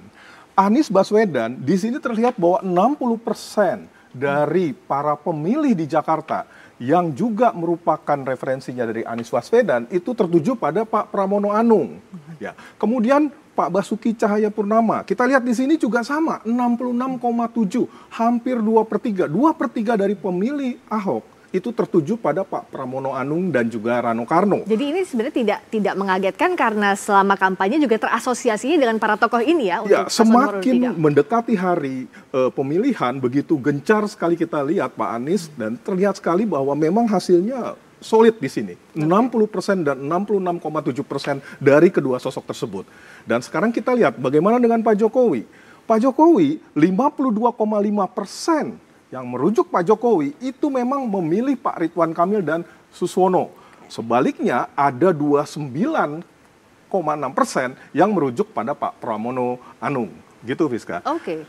Jadi kalau dari sisi tokoh, selama ini siapa yang terlihat mendukung siapa, itu tidak berbeda dengan hasil exit poll yang kita lihat saat ini ya, Mas Bestian ya? Persis, tidak berbeda. Nah, kalau kita lihat juga dengan beberapa tokoh yang di bawah ini, misalnya Presiden Prabowo, itu 52,8% tertuju kepada Ridwan Kamil dan Suswono. Yang juga menarik kita lihat dari segi geografisnya, sebaran wilayahnya, silakan Mas Bestian. Nah, ini di Jakarta Barat, Pusat, Selatan, Timur, Utara, sesuaikah dengan basis masing-masing pasangan calon ini? Ya, yang akan menjadi satu titik persoalan di sini adalah para pemilih PKS, kalau menurut saya. Dari waktu ke waktu, kalau kita lihat dalam pilkada, Jakarta Selatan dikuasai oleh PKS. Kemudian, Jakarta Timur itu imbang bersama dengan PDIP. Kemudian beberapa kota lainnya juga PDIP menguasai Jakarta Utara, kemudian Jakarta Barat, itu sedemikian kuat. Nah, kalau kita lihat sekarang hasilnya di Jakarta Barat, memang pemilih Pak Pramono Anung masih kuat. Ya. Kemudian di Jakarta Pusat, kita lihat di sini Pak Pramono Anung juga relatif lebih unggul. Jakarta Selatan, Pak Pramono Anung unggul di sini. Ya, nah ini menarik. Karena kita lihat biasanya wilayah ini dominan dikuasai oleh PKS. Nah, rupanya di sini kami menduga ada faktor para pemilih PKS yang juga menjadi pemilih Anies Baswedan yang pada saat itu juga merekomendasikan ataupun memilih kepada Pak Pramono Anung. Begitu juga di Jakarta Timur. Pak Pramono Anung juga unggul di situ, tapi tipis ya, 47%. Ya, saling bersaing ketat. Ya. Dan di Jakarta Utara, Pak Pramono Anung juga di situ dalam posisi yang juga unggul di sini. Begitu, Priska. Nah, kalau segi demografi, kan kalau kita lihat pemilih Jakarta ini kan terdiri dari berbagai suku. Heterogen. Kita lihat bagaimana kalau hasil exit poll-nya. Ya, ini juga menarik. Kita juga membedakan di sini antara etnis ataupun suku dari Betawi dan juga yang campuran Betawinya. Dan kalau kita cermati di sini bahwa dari suku Betawi lebih tertuju pada Pak Pramono Anung dibandingkan dengan Pak Ridwan Kamil. Jadi memang Rano Karno di sini yang mengidentifikasikan dirinya sebagai bagian dari masyarakat Betawi, rupanya ampun nih, sebagai 40,1% di sini. Tapi kalau kita lihat dari Betawi campuran pun juga seperti itu juga, walaupun dalam posisi lain yang menjadi menarik di sini adalah masyarakat Jawa. Ini itu hampir tipis sekali ya, imbang ya, 38,3% untuk RK Suswono ya, dengan 36,2% untuk Pramono Rano. Ya, persis bisa seperti itu. Dan masyarakat Sunda di sini juga 44,4% tertuju kepada Pak Ridwan Kamil dan Suswono. Karena identik juga Ridwan Kamil mantan gubernur Jawa Barat. Persis. Dan kalau kita cermati sebenarnya ini nggak beda dengan hasil survei yang dilakukan sebelum-sebelumnya. Ya, polanya masih sama. Belum ada suatu pergerakan dari suku bangsa di sini terhadap pilihannya. Yang kita cermati semuanya, walaupun merujuk kepada masing-masing etnisitas juga tertuju di situ seperti Pak RK, kemudian juga Pak Pramono Anung dan juga yang lainnya. Tetapi kalau kita cermati di sini, itu relatif nggak bergerak. Ya. Tidak ada satu yang menonjol sekali, walaupun masyarakat Sunda tertuju pada Pak RK, tetapi yang memilih kepada Pak Pramono dan Rano Karno juga cukup besar, cukup signifikan di sini. Nah, yang juga menarik dibaca adalah pemilih di Pilkada Jakarta adalah pemilih rasional. Nah, kalau dari sisi pendidikan dan pekerjaan terkait ini bagaimana, Mas Bestian? Ya, kalau kita melihat dari sisi misalnya pendidikan, pekerjaan dan juga kelas sosial ya, saya pikir di sini tidak ada suatu perbedaan yang signifikan dari masing-masing calon ya. Tidak ada perbedaan yang signifikan, baik dari kelas menengah atas, kemudian kelas atas, menengah bawah maupun menengah ataupun bawah, itu kalau kita cermati grafiknya mirip ya. Bahwa memang Pak Pramono Anung relatif lebih unggul dibandingkan dengan Pak Ridwan Kamil dan Suswono. Ya. Untuk yang atas ya. Jadi tapi kalau kita melihat hasil ini masih belum bisa dibaca secara signifikan 1 atau 2 putaran karena ini masih dalam margin of error dan kita pun menunggu hasil resmi KPU begitu ya Mas Bestian ya. Tentu saja kita harus menunggu ya sesuatu yang pasti yang akan ditetapkan oleh KPU. Ya, karena dalam margin of error ini kembali lagi tadi Undang-Undang Pilkada Jakarta, Undang-Undang DKI Jakarta bahwa harus 50% plus satu suara. Nah, kita akan menunggu hasilnya seperti apa dan bacaannya akan lebih dalam lagi diulas bersama Budiman Tanurejo. Mas Budiman. Oke, Friska. Mas Umam dulu. Mas Umam, ini satu hal yang tadi diperingatkan oleh Mas Edi ya, voters fatigue. Kelelahan dari voters untuk pemilu, pilkada dan second round. Yeah. Kesan Anda apa soal kelelahan ini sebetulnya? Ya, kalau misal tadi disampaikan Mas Edi ya, memang itu tercermin di beberapa kesempatan dan memang voters fatigue itu dalam konteks tertentu itu juga bisa menciptakan sebuah ancaman tersendiri bagi proses demokrasi yang ada. Kalau misal kita cek di beberapa kesempatan kampanye akbar yang tampil terutama Jakarta misalnya sebagai center dari panggung politik yang ada itu tidak menunjukkan keakbarannya karena akbar tapi ya biasa-biasa saja. Bukan hanya di level pemilihnya, tetapi juga para elit dari teman-teman partai sendiri juga tampaknya sedang sibuk juga di pemerintahan baru, sedang melakukan fokus konsolidasi di pekerjaan di kementerian yang baru, di saat yang sama kemudian ada tugas dalam konteks pemenangan di level daerah. Maka kalau misal kita cek ya di beberapa kampanye akbar, tidak banyak para tokoh elit yang turun gunung untuk ikut mensosialisasikan kemenangan dari para paslon yang mereka dukung.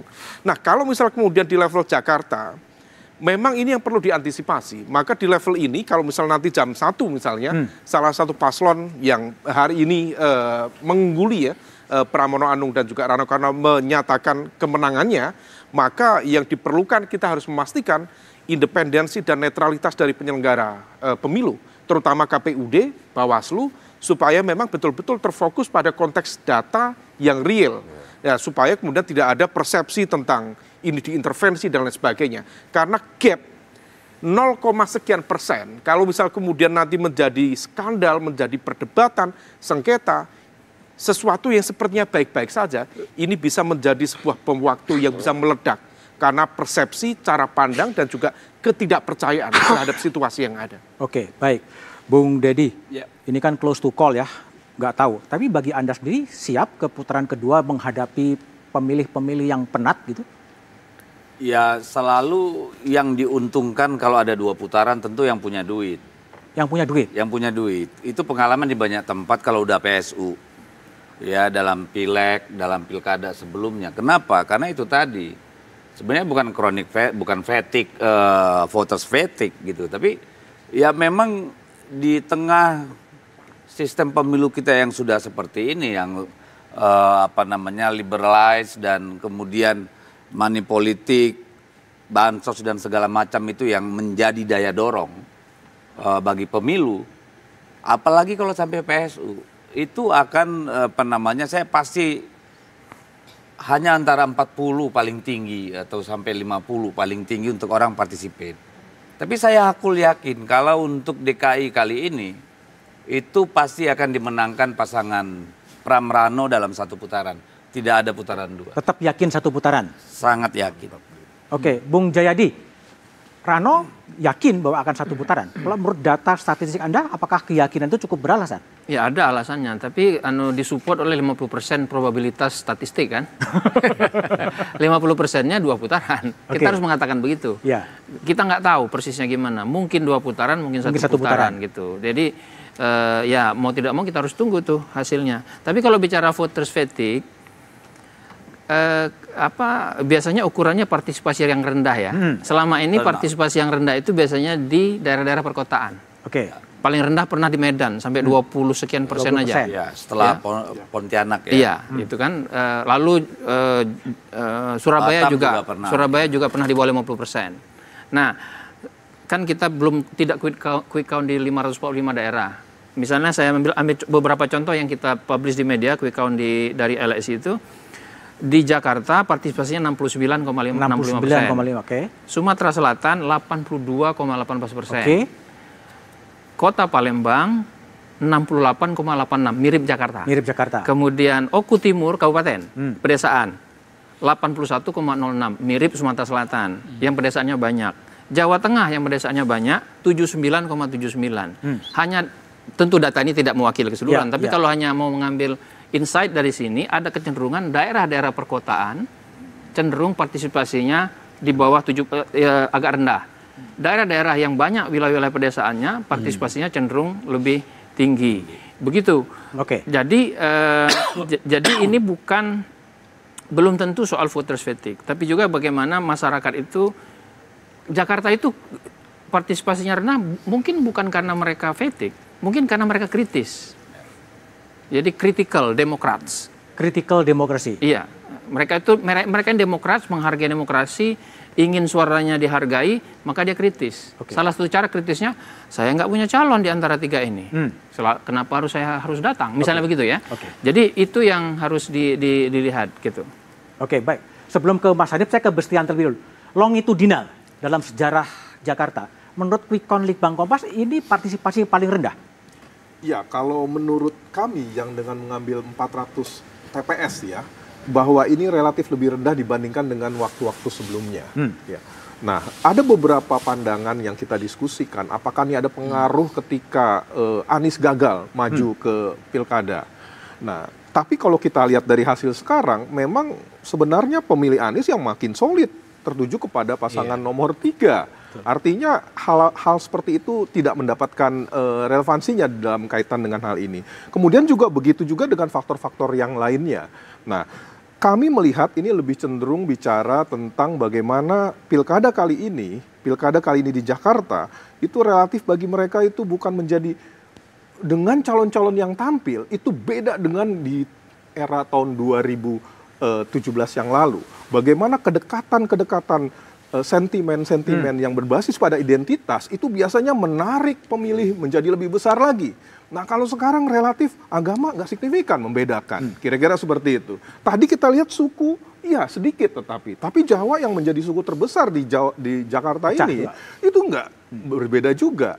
Nah, artinya di sini bahwa faktor-faktor yang bersifat sentimen-sentimen identitas itu juga ikut mempengaruhi terhadap partisipasi pemilih di dalam pilkada kali ini. Ini kesimpulan sementara. Bung Hanif, kalau telaah dan analisa Anda, apakah kemudian PKB di Kimpres akan tetap fight di putaran yang kedua kalau itu terjadi atau bagaimana? Oh ya, tentu kita konsisten dengan dukungan kita ke Pak Ridwan Kamil dan Pak Suswono. Walaupun kalau kita lihat angka hasil quick count itu kan memang kita tidak bisa menentukan sampai detik ini apakah ini ada putaran kedua atau tidak. Tapi saya tadi sempat diskusi sama Jayadi bahwa kalau dilihat angka selisihnya itu ya memang masih ada ruang untuk terjadi putaran kedua, dan tentu kami juga punya keyakinan dan berharap bahwa ini yang akan terjadi. Tapi memang situasi di Jakarta ini agak khas, terutama juga terkait dengan PKB ya.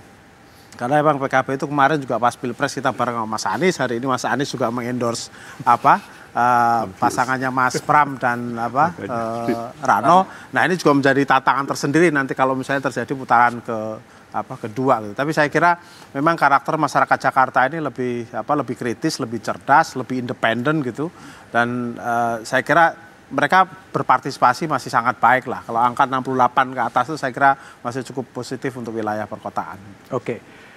Partisipasi politik telah ditunjukkan dengan warga yang memilih. Tapi selanjutnya bagaimana nasib pilkada ke depan, kita bahas setelah jeda berikut ini. Aku tuh agak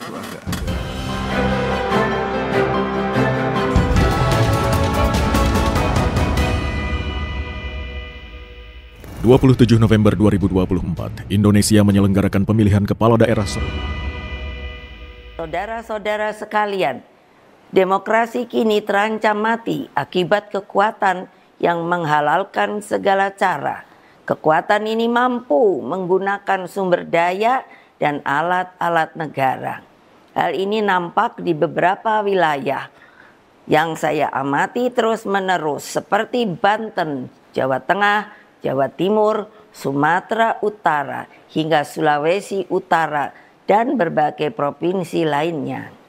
Di Jawa Tengah misalnya, saya mendapatkan laporan betapa masifnya penggunaan pejabat kepala daerah hingga mutasi aparatur kepolisian demi tujuan politik elektoral. Ini tidak boleh dibiarkan lagi. Apa yang terjadi saat ini sudah di luar batas-batas kepatutan etika, moral, dan hati nurani. Karena itulah kepada seluruh simpatisan, anggota, dan kader Partai Demokrasi Indonesia Perjuangan serta seluruh rakyat Indonesia, saya serukan terus-menerus, jangan pernah takut untuk menyuarakan kebenaran. PDI Perjuangan tidak akan pernah lelah berjuang bagi keadilan dan melawan berbagai bentuk intimidasi kekuasaan. Itulah pernyataan Ketua Umum PDI Perjuangan Megawati Soekarno Putri setelah sejumlah lembaga survei merilis hasil quick count-nya. Demokrasi terancam mati, sudah berada di luar batas kepatutan. Bung Deddy, terus apa setelah Ketua Umum PDI Perjuangan mengatakan demokrasi terancam mati? Ya, kami harus menjaga yang namanya C1. Karena dengan quick count ini kan memungkinkan adanya suatu pembentukan opini yang akhirnya akan meruntuhkan moral force. Sehingga orang, oh udah kalah nih, udah tinggalin aja. C1 nggak dijaga, lalu besok di PPK mungkin tidak semangat gitu. Nah ini kalau terjadi di semua daerah kan beresiko. Padahal kan kita tahu bahwa hasil pemilu ini tidak ditentukan oleh quick count, tapi penghitungan manual berjenjang. Ya kan, jadi di seluruh tahapan itu kita harus fight. Ya, karena apalagi nanti penghitungan PPK itu sangat vital karena disitulah dimungkinkan kotak suara dibuka. Setelah itu hanya mungkin di Mahkamah Konstitusi dan itu sangat sulit, jarang terjadi gitu. Jadi kami tidak mau quick count ini kemudian melemahkan semangat kita, semangat perlawanan kita gitu. Karena lebih bagus perlawanan kita terhadap sikap ngawur dari instrumen-instrumen kekuasaan itu kita jadikan energi untuk tetap berjuang pada jalur demokrasi yang tersedia. Ya, karena bagaimanapun ini tanggung jawab kita ke depan. Dan dari sini kita akan belajar banyak yang perlu diperbaiki. Bagaimana posisi Polri dalam konteks demokrasi? Apakah masih tetap di situ? Lalu bagaimana kita misalnya mengatur undang-undang pemilu, ya, serentak? Apakah masih sekarang? Atau nanti misalnya gabung saja DPRD kabupaten provinsi dengan pilkada, itu masih banyak lagi. Tapi pembelajaran banyak dari sini. Oke, baik, Bung Ara. Demokrasi terancam mati. Apakah Anda juga punya kesan yang sama? Berbeda sekali, karena waktu Pak Jokowi itu kepercayaan publiknya bahkan paling tinggi di dunia. Ya, kepercayaan publiknya. Betul ya Pak ya? Habis itu Pak Prabowo 85%. Lebih tinggi lagi Pak. Kalau rakyat Indonesia nggak percaya Pak, kalau hari ini ada yang nggak jujur, main ya, polisi juga kepercayaan publiknya tinggi Pak. Ya, kejaksaan juga meningkat. Nah, kalau polisi kita bisa berdebat. Boleh gantian nggak? Ya, silakan biar Ara. Ya, kalau kamu ngomong gantian. Ya. Kita nggak usah kayak anak kecil. Aku mau kasih tahu bahwa polisi beda. Biar Ara. Ya, silakan. Udah, silakan. Nggak apa-apa, silakan. Bukan kamu yang ngatur. Yuk, silakan. Ya, saya silakan. Jangan kamu yang ngatur. Di sini ada moderator. Lewat moderator, silakan aja moderator. Moderator yang ngatur, bukan kamu yang ngatur. Makanya saya bilang lewat moderator, silakan. Udah gitu ya. Emang kalau kalah itu ikhlas saja. Enggak. Kalau kalah itu memang berat. Ya, gitu. Kalau belajar negarawan itu pernah menang, pernah kalah. Pak Prabowo itu berapa kali kalah? Nggak usah terlalu songong lah. Ya. Nggak usah terlalu songong. Udah, biar Bung Deddy arah dulu, selesai dulu. Dari tadi songong melulu lu soalnya. Nggak usah terlalu songong kita. Memang berat kalah itu. Iya. Oke, silakan. Sabar aja. Ya memang lebih enak jadi kaki tangan oligarki kalau. Oke, berhenti Bung Deddy, biar arah dulu. Kasih. Ya udahlah. Memang berat kalah itu. Nah, jangan terusin lu kayak perempuan. Jangan. Lu udah menteri aja masih kayak perempuan, heran. Udah, biar arah dulu. Maaf, saya gender bias ya. Gak apa-apa. Tapi kayak anak kecil. Gak apa-apa ya. Oke, silakan Bung Ara. Bang, tadi demokrasi terancam mati tadi. Gak kelas gitu ya. Ya nggak kelas tapi lu pancing terus. Udah Bung Ara, Bung Ara dulu. Lu ngomong aja. Kenapa kepancing? Silakan. Kalau memang bagus kenapa kepancing? Ya kan? Berarti nggak kelas kan? Jadi kalau Pak Prabowo itu kepercayaan publiknya tinggi, ya kan? Ya sudah, terima itu. Ya, sekarang Pak Prabowo, Pak Jokowi itu rukun. Ada yang nggak suka rukun. Ada yang mau memisahkan, ada. Nggak happy kalau Jokowi Prabowo itu rukun. Iya. Tapi Pak Prabowo bilang sama saya sama Pak Jokowi juga satu matahari, Mas Ara. Matahari aja Prabowo, begitu. Jadi kalau melihat kepercayaan publik tinggi begini Pak, ya, dan makin meningkat Pak, dan aman, pilkada aman. Kalau nggak aman nggak mungkin begini Pak. Oke. Ya, kalau nggak jujur nggak mungkin begini Pak. Kalau nggak adil nggak mungkin begini Pak. Kita di Jakarta sementara ini di bawah kok, terima kok. Kalau kalah terima kok. Apa kami demo-demo marah-marah? Enggak. Pak Prabowo bilang kita terima. Kalau memang kita kalah di Jakarta, kita terima. Begitu. Oke. Jadi nggak cari-cari alasan. Ya memang di Jakarta situasinya begitu. Kalau 2 putaran kita kerja lagi. Jadi saya sampaikan ya, kepemimpinan Pak Prabowo itu menjaga kesulitan dengan rakyat, TNI, Polri, dan masyarakat. Nggak bisa kalau cuma dengan katakanlah elit TNI. Bagus TNI kita, menurut saya independen. Betul-betul dia profesional. Oke. Polisi kita juga begitu. Itu kita bisa rasakan. Oke. Kalau misalnya nggak di Jakarta kan semua tadi sepakat independensinya tinggi. Ya, kalau ada ketidakadilan di Jakarta, semua orang udah bicara. Udah teriak ya? Udah apa? Udah teriak. Kompas paling duluan lah. Oke, baik. Kompas kan kalau ada apa-apa, Oke, Kompas ke Edi dulu ya. Kompas juga paling duluan tinggi kan gitu. Oke, baik. Saya ke Mas Edi dulu ya. Mas Edi, tadi pernyataan Bu Mega itu demokrasi terancam mati. Betul nggak sih menurut Anda? Saya melihat demokrasi kita progresnya banyak. Tentu regresnya juga ada. Oke. Ya. Misalkan saja kita tahu maraknya money politics, ya. Dan itu kita lihat ada tentu. Kita kan semua, saya kira di antara teman-teman ini adalah pelaku-pelaku pemilu 2024 dan kita rasakan bahwa pemilu 2024 ini justru peningkatan dari money politics, praktek money politics itu terlihat sangat jelas. Itu saya kira salah satu PR kita. Tetapi saya lihat begini. Pilkada serentak ini saya lihat ada perkembangan yang baik karena selama pilkada ini berjalan, ini kita tidak melihat adanya narasi-narasi yang sifatnya toksik, narasi-narasi yang memecah belah, ada narasi yang sifatnya yang mendorong politik identitas, itu sudah tidak ada lagi. Jadi sudah perlahan tetapi pasti gagasan, ide, ya itu sudah dibicarakan dan sudah bisa diterima oleh masyarakat. Memang profil dari kandidat itu sangat kuat sekali. Pesona daripada seorang kandidat untuk bisa meyakinkan mereka itu sangat kuat sekali. Tetapi saya lihat sekarang perkembangannya dibandingkan mungkin 5 tahun yang lalu gitu, itu saja sudah perkembangannya baik sekali. Jadi saya lihat ada peningkatan di sini. Ada peningkatan. Memang ada banyak PR juga, tetapi peningkatannya terasa sekali. Baik, Bung Hanif, pertanyaan adalah soal tadi, demokrasi terancam mati karena kekuasaan dikerahkan. Ya kalau kita lihat secara umum, kita benar yang dikatakan Mas Edi bahwa ada sejumlah progres juga demokrasi, tapi memang ada juga regresinya. Salah satu regresinya memang ini menjadi concern kita semua sih ya, kalau kita mau fair dan jujur gitu. Satu memang soal liberalisasi politik yang kemudian berdampak kepada politik uang yang cukup masif. Tanya teman-teman deh kalau mau jujur gitu. Saya di hari-hari menjelang pilkada kayak itu telepon dari daerah itu isinya apa? Ada politik uang? Bukan, teleponnya keluhannya pasti soal itu. Oh, ada berarti. Ya kan? Karena Karena misalnya di bawah itu ketika sudah membangun tim segala macam lalu ditagih semua kan. Nah, tagihan itu muncul, itu maksudnya terjadi. Kita nggak boleh menutup mata bahwa ini salah satu problem politik kita yang makin liberal. Nah, sehingga ke depan ini kan tata pengaturan kita harus menjadi lebih baik agar kosnya ini lebih rendah. Dibandingkan Malaysia misalnya, kita ini jauh lebih mahal loh ongkos pemilu. Ya kan?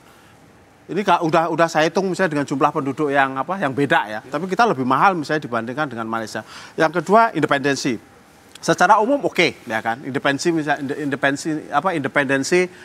lembaga-lembaga misalnya aparat dan segala macam. Tapi case by case-nya kan kita juga memang menemukan itu. Misalnya di Kabupaten Sika misalnya, ya kan itu calon saya juga kena gerpol gerakan begitu juga misalnya. Tapi kan case di Kabupaten Sika, di tempat lain kami tidak mendapati itu. Tapi artinya ya kalau kita mau fair memang ada pekerjaan rumah kita untuk menata agar politik yang makin liberal ini yang makin mahal ini bisa dikurangi kosnya ke depan dengan membangun satu regulasi sistem politik itu yang lebih accountable gitu, lebih terbuka, lebih bisa dikontrol. Nah, yang kedua, level independensinya dari lembaga-lembaga negara itu bisa terus ditingkatkan. Nah, saya kira itu pekerjaan rumah. Nah, kalau dari sisi partisipasi politik dan kesadaran warga sih, saya kira itu salah satu progres yang harus kita apresiasi dari proses demokrasi kita. Jadi saya ngambil posisi ya demokrasi kita memang ada plus minusnya lah. Ada plus sampai minusnya hari ini. ya. Jadi ada hal-hal yang perlu kita apresiasi, tapi ada hal-hal yang memang harus kita perbaiki ke depan. Ada pilkada yang mahal, tapi ada juga catatan bahwa sebetulnya pilkada ini menjadi pilkada yang terakhir dan kemudian akan direvisi. Apakah demikian? Kita bahas setelah jeda berikut ini. Kasih dong.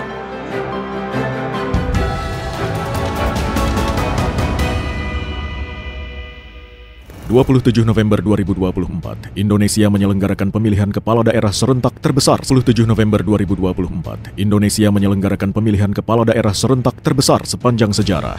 Lebih dari 500 daerah akan menentukan pemimpinnya untuk 5 tahun mendatang. Apa harapan yang bisa dibawa dari para pemimpin baru ini untuk mengatasi berbagai problem di daerahnya? Simak pembahasannya dalam Satu Meja Spesial Pilkada 2024, Rabu. Masih bersama saya Budiman Talanjori di Satu Meja Spesial Pilkada. Mas Umam, apa catatan yang paling kritis dalam pelaksanaan Pilkada serentak 2024? Ya, pertama tentu apa yang disampaikan Bu Mega tadi sangat relevan, menjadi bagian dari refleksi semua pihak bahwa netralitas kekuasaan negara harus tetap dijaga dengan baik, independensi, netralitas dan sebagainya itu harus menjadi pilar bagaimana kemudian demokrasi bisa berjalan. Ini bukan hanya untuk pilkada tetapi juga dalam proses demokrasi ke depan. Yang kedua tentu terkait dengan konteks constraint waktu ya yang sangat terbatas, terutama dalam proses kampanye, diakui atau tidak itu pasti menjadi tantangan yang luar biasa bagi partai-partai politik, termasuk khususnya bagi para peserta dari pilkada. Oleh karena itu ke depan aspek keserentakan yang memang betul-betul kemarin disepakati dijalankan semuanya, praktis sekarang 545, barangkali tampaknya akan ada banyak sekali hal yang perlu dievaluasi, karena kalau misal dilaksanakan sekali, memang sisi baiknya akan ada sebuah soliditas dalam konteks nasional dan juga lokal, kepemimpinannya baru semua. Tapi di saat yang sama tentu ini akan menjalankan sebuah roda pemerintahan baru semuanya, dari nasional, lokal, dan impact-nya butuh konsolidasi 6 bulan, bahkan 1 tahun. Praktis pemerintah nasional maupun lokal akan bekerja secara optimal awal 2026. Nah, yang kemudian yang selanjutnya tentu terkait dengan hal-hal yang sifatnya teknis, terutama tadi terkait dengan konteks political culture kita. Masyarakat juga perlu terus dididik karena tampaknya money politics sudah menjadi budaya yang seolah kemudian dilazimkan oleh culture politik kita. Oke, baik, Bung Deddy, apa catatan kritis Anda? Ya, saya kira begini, kita bisa bicara overall ya, overall itu baik. Tetapi yang kita persoalkan adalah begini, kalah menang dalam pilkada itu hal yang sangat biasa. Oke. Secara alamiah pasti ada yang menang, ada yang kalah. Yang menjadi problem kita kan begini, dia adalah cara kita membangun peradaban bangsa. Sekecil apapun pelanggaran itu punya konsekuensi. Ya, hari ini kita bersyukur rakyat partisipan pilkada tidak ada yang kemudian keluar dari koridor. Justru catatan kami di banyak tempat itu terjadi penyalahgunaan kekuasaan dan itu dibuktikan dengan banyaknya temuan. Jadi bukan omdo. Kita nggak boleh denial dan juga jangan terlalu arogan menang atau kalah. Misalnya PDI Perjuangan. Kita sebelumnya hanya 7 gubernur misalnya yang kita menangkan. Catatan kita per malam ini minimal menyamai atau melebihin 1 atau 2. Jadi tidak ada persoalan di situ. Dari sisi kabupaten misalnya di Kalbar dari 11 daerah kita hanya kalah 3. Di Bali dari 9 daerah kita menang 8.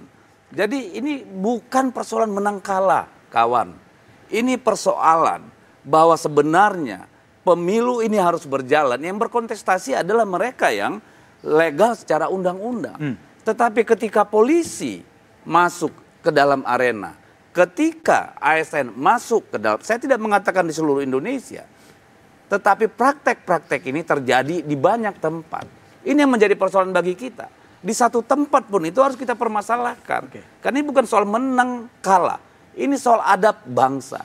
Sesuatu yang salah, yang jelek, melanggar aturan kita biarkan, itu akan menjadi jurisprudensi. Akan menjadi kebiasaan, itu nggak boleh. Baik, Bung Deddy, Bung Ara, evaluasinya apa? Ya, kualitas demokrasi penting. Saya lahir dari proses demokrasi dari zaman Orde Baru sampai sekarang. Kita ikut memperjuangkan demokrasi. Ya, pasti kita juga tidak mau ada penyalahgunaan kekuasaan, alat-alat negara. Dan di zaman sekarang yang terbuka begini, kalau kita menggunakan atau siapapun yang menggunakan itu, ya pasti akan ditinggalkan rakyat. Pasti akan ditinggalkan oleh pemilih. Kan begitu. Nah, di sini ada dua pandangan yang berbeda. Ada yang melihat polisi kah, ASN kah, digunakan untuk memenangkan calon, silakan yang berpandangan seperti itu. Kita nggak bisa paksa. Tapi kami berkeyakinan, saya kader Partai Gerindra, jelas ya, Pak Prabowo itu tidak menggunakan alat-alat negara, mau polisi kek, mau ASN kek. Dan itu lahir dari proses demokrasi yang ada. Dan hari ini kita bersyukur Partai Gerindra, ya paling nggak dari quick count yang ada. Ya rakyat percaya sama Partai Gerindra di Sumatera Utara, di Lampung, provinsi yang besar, di Banten, di Jawa Barat, di Jawa Tengah, di banyak daerah-daerah yang sebelumnya belum menjadi basis Gerindra. Tapi per hari ini itu sudah menjadi basisnya Gerindra. Kenapa? Karena kepercayaan rakyat tentunya kepada Bapak Prabowo dan juga kepada calonnya, calon gubernurnya, calon bupati, calon wali kota. Nggak bisa. Buktinya ada banyak juga tempat kita nggak berhasil kok. Jadi sangat tergantung juga kepada figur orangnya juga. Jadi di sini kalau kita berbeda pendapat, ada yang menganggap ada polisi bermain, ada ASN bermain, silakan. Kalau kami berkeyakinan pilkada ini berjalan dengan demokratis, polisi, tentara, ASN sudah menjalankan tugasnya dengan baik. Itu posisi Partai Gerindra. Kang Aceh, gimana? Iya, kita melupakan pengalaman pertama dalam menjalankan pilkada secara serentak. Ya. Dan ini juga pengalaman pertama bagi kita bahwa pelaksanaan pilkada serentak dilaksanakan setelah pemilihan legislatif dan pemilihan presiden. Eksperimentasi ini tentu buat bangsa Indonesia merupakan hal yang pertama. Karena itu maka tentu bagi saya ya kita harus lihat dulu secara keseluruhan proses dari mulai pendaftaran hingga nanti pada saat penetapan ya. Nah, kalau kita melihat dari hasil quick count yang dilakukan atau hitung cepat, tentu menurut saya kita masih belum utuh untuk melihat bagaimana sesungguhnya evaluasi yang harus kita lakukan. Nah, salah satu yang ingin saya tegaskan begini, bahwa kita lihat apakah hiruk-pikuk pilpres dan pileg ya itu juga mempengaruhi terhadap partisipasi publik terhadap pelaksanaan pilkada yang kita tahu bahwa biasanya ya dalam satu term tahun biasanya ya antusiasme publik terhadap pelaksanaan setelah satu pesta besar kemudian ada pesta besar lagi itu apakah memiliki tingkat partisipasi yang tinggi atau tidak. Nah, karena itu menurut saya mungkin saya kira kita perlu butuh waktu ya soal waktu yang paling tepat. Mas Edi, gimana evaluasinya? Pilkada diubah aja ditunjuk aja di DP pada level provinsi atau gimana? Ketika di akhir tahun 2023 kita menatap 2024, kita menatapnya dengan tantangan yang sangat besar karena kita menghadapi 3 pekerjaan yang sangat besar, pemilu, pilpres, dan pilkada. Kekhawatiran kita adalah sekuat apa ausdauer dari penyelenggara pemilu, partai-partai politik, ya, dan masyarakat. Tetapi kita bisa membuktikan kok bahwa kita diberikan pekerjaan dan tugas begitu besar, dilaksanakan dengan sangat baik. Indonesia sebagai salah satu negara demokrasi terbesar di dunia bisa membuktikan pada dunia bahwa pemilu kita berjalan lancar, pilpres, pilkada berjalan lancar. Jadi demokrasi di Indonesia itu berhasil dengan baik. Dan ini kita bisa buktikan.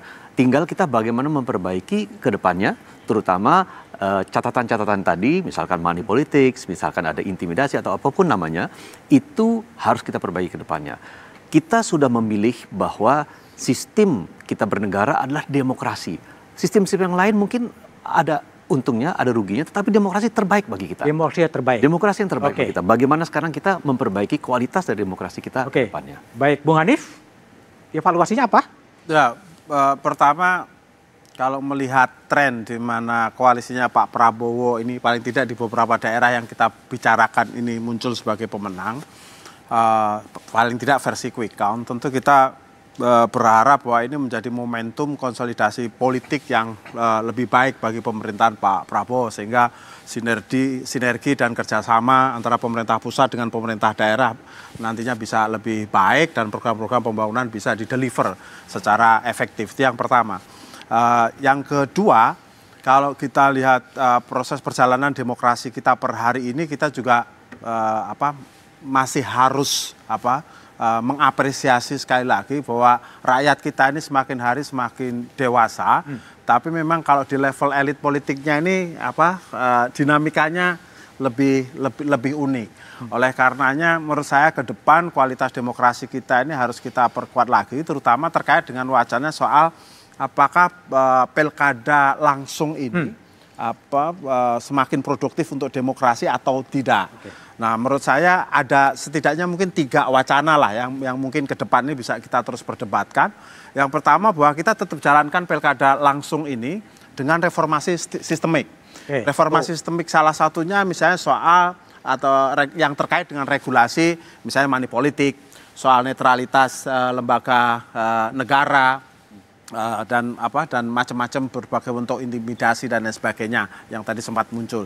Nah, yang kedua bagaimana kualitas penjaringan calon. Karena kalau kita lihat memang ini kan kalau langsung itu kan andalannya terus pasti satu popularitas. Yang kedua lapangannya uang tuh. Satu lu populer apa kagak, dua uang, yang ketiga misalnya mesin politik, either itu mesin partai ataukah relawan. Nah, saya kira kalau pilkadanya langsung ini ke depan menjadi PR yang harus kita perbaiki. Nah, tapi alternatif yang lain ada pilkada yang mungkin tidak langsung, misalnya di tingkat pilgub.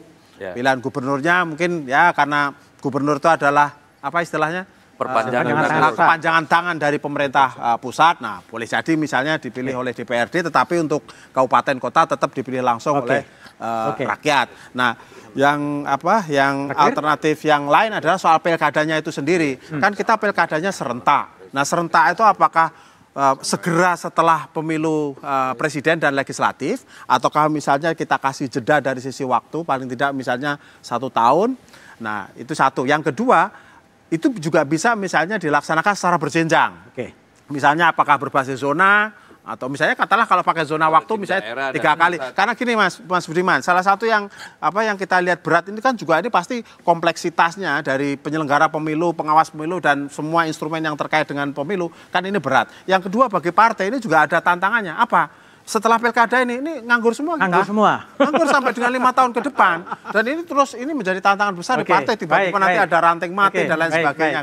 Sehingga kalau dibuat berjenjang, mungkin masih ada kerjaan lagi partai politik ya. Oke, Bestian, apa evaluasi kritis Anda terhadap pilkada ini? Iya, kalau kami melihat berdasarkan variabel pilihan, ini menjadi berbeda dibandingkan dengan masa-masa sebelumnya. Kenapa begitu? Karena ini menjadi sisi positif, yaitu pilihan didasarkan bukan semata-mata tidak terlalu dominan yang namanya identitas sosial, tetapi lebih bicara pada identitas politik.